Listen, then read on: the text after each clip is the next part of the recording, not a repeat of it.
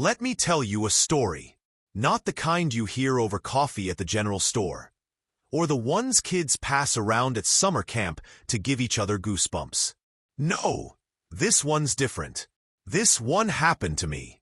I was born and raised in Marowak, Vermont, a town that doesn't make it onto most maps, tucked away between the folds of pine-covered hills and old carriage roads that barely see any traffic outside of fall leaf peepers.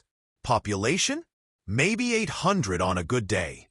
It's the kind of place where every house has a story, every person has a role, and nothing ever changes. Except one thing did. A long time ago. And ever since, we've all been living with it. Like it's stitched into our bones.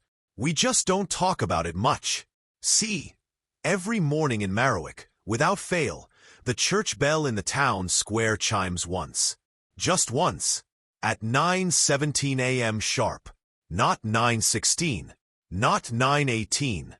Always 9:17. You'd think that's just when the bell was set to ring. But it isn't. Because no one said it. Not in over 100 years. Growing up, I never gave it much thought. The bell was part of the background, like the creak of the floorboards at Elm Cafe, or the crows that nested in the chimney of the town hall every spring. It was just there, a fact of life. But my grandfather, Reuben Elridge, he paid attention. Every morning at 9:17, he'd stop whatever he was doing. Just for a second, hand frozen midair with his coffee mug, eyes turned to the bell tower like it had whispered his name. You ever wonder why it only rings once? I asked him when I was about 10. He gave me a long look. Grandpa wasn't a superstitious man. Fought in Korea, fixed tractors, read the paper front to back every Sunday. But that day, he leaned close and said something I never forgot. It ain't just a bell, Isaac, he said. It's a warning. A wound. Time don't work right here. Hasn't since the clockmaker died. The clockmaker. Horace Bellamy. He was a name you heard like a ghost story. More legend than man. Moved to Marowak in the late 1800s. Quiet, meticulous. Always wore a navy coat and a silver fob watch clipped to his vest. Folks said he could tell time by the angle of the sun on the leaves. He built the town clock tower with his own hands. Designed every cog, every gear. It was a masterpiece of precision.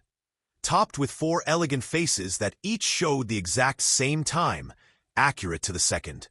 When it was unveiled, the town held a picnic in his honor. Bands played. Kids danced. Bellamy stood in front of the tower like a proud father. Then, one morning in October 1883, it stopped. 9:17 a.m. And Horace Bellamy was found inside the tower. Dead. They say he was sitting in a chair at the base of the winding mechanism. Eyes wide open, hand clutching a broken mainspring. No signs of struggle. No signs of pain. Just frozen. The town doctor called it a heart attack. Others whispered it was exhaustion. He'd been working night after night, people said. Talking to himself. Scribbling in books. Making diagrams that looked more like spells than schematics. That's when folks started noticing it. Time felt strange. The trains would arrive 5 minutes early or 2 minutes late, even if the tracks hadn't changed. The cows on old Whitaker's farm birthed calves on days the almanac said they shouldn't. Clocks would gain time, then lose it, then fix themselves. And the bell? It rang once a day, at 9:17 a.m.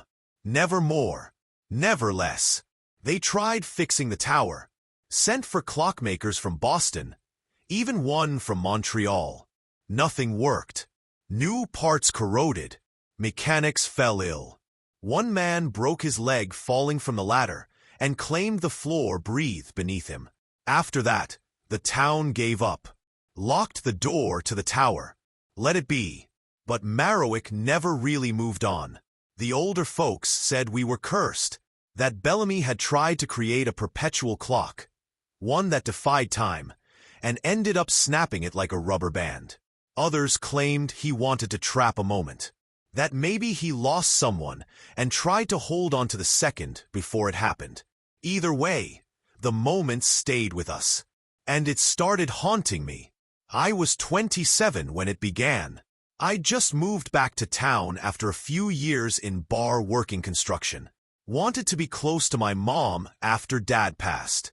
Took a job at Marowak High teaching shop class. Rented a little cottage behind the old Merton house with ivy-covered windows and creaky pipes. That winter, the dreams started. They weren't nightmares. Not exactly. More like reruns. Always the same. Me, standing in the square. Bell ringing once. People around me frozen. Faces blank. And the clock tower hands twitching like they wanted to move but couldn't. Then I'd wake up. Every single time. At 9:17 a.m. No alarm. Just snap. Eyes open. Cold sweat. After 3 weeks, I stopped sleeping through the night altogether. One morning, I walked to the tower. Just stood outside it, like I was waiting for something. The old iron gate was chained shut, but the lock had rusted over. I thought about calling the town council. But what would I say? Hey, I think I'm cursed by an old clock? Instead, I talked to Clara Ridgway. She worked at the town library and had a habit of collecting weird old books like they were rare butterflies. She didn't laugh when I told her about the dreams. In fact, she pulled out an entire file she'd been keeping on Bellamy. He wasn't just a clockmaker, she said.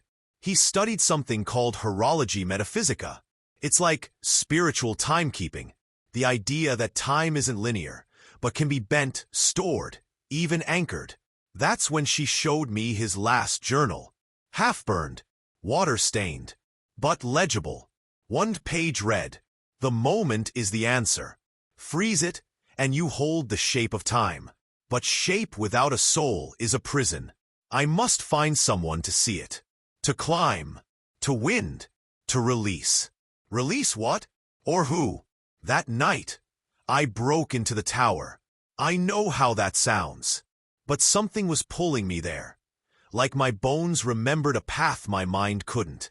The air inside was thick, not with dust but something older. Like breathing inside a memory. I climbed the stairs, step after step, heartbeat after heartbeat. At the top was the winding lever. Still polished, untouched. Like it was waiting.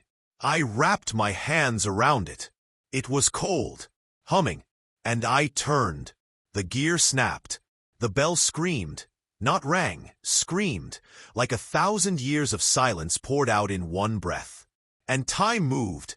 When I woke up, it was morning. Birds chirped. The air smelled different. Brighter, lighter. My watch? 9:18 a.m. The curse was broken.